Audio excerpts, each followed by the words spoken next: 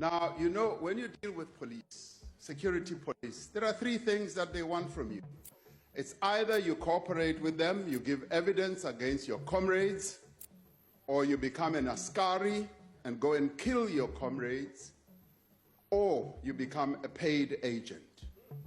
I did not do any of the three things that they wanted. Not at all.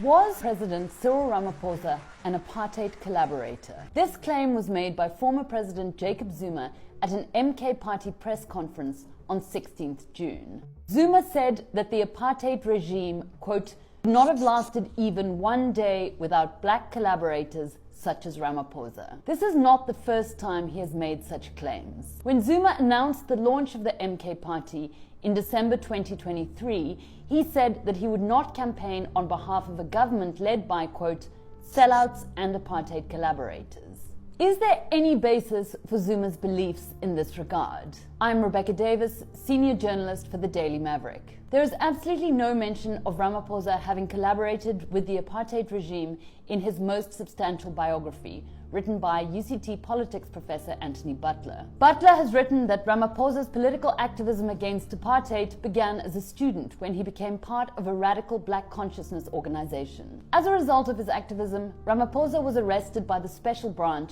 and couldn't finish his studies. He was later also arrested following the 1976 Soweto uprising. Butler has noted that the reason Ramaphosa was so prominent after Nelson Mandela's release from prison was because he had played such a significant role in the internal opposition to apartheid, particularly as part of the trade union movement. Butler has also said that Ramaphosa was, ideologically speaking, to the left of the South African Communist Party in the early 1990s. Ramaphosa was also one of the struggle activists who stayed within South Africa to battle the system from within. There appears to be zero evidence to support the idea that Ramaphosa was an apartheid collaborator. But where did this myth come from? It may have something to do with the fact that Ramaphosa's father Samuel was a policeman during apartheid, which his critics often mention. Butler notes that both Ramaphosa and his brother were very uncomfortable with their father's job and very happy when he gave it up before his retirement age. What is much more rarely mentioned is the fact that Jacob Zuma's father was also a policeman under apartheid. Furthermore, respected author and academic Jacob Dlamini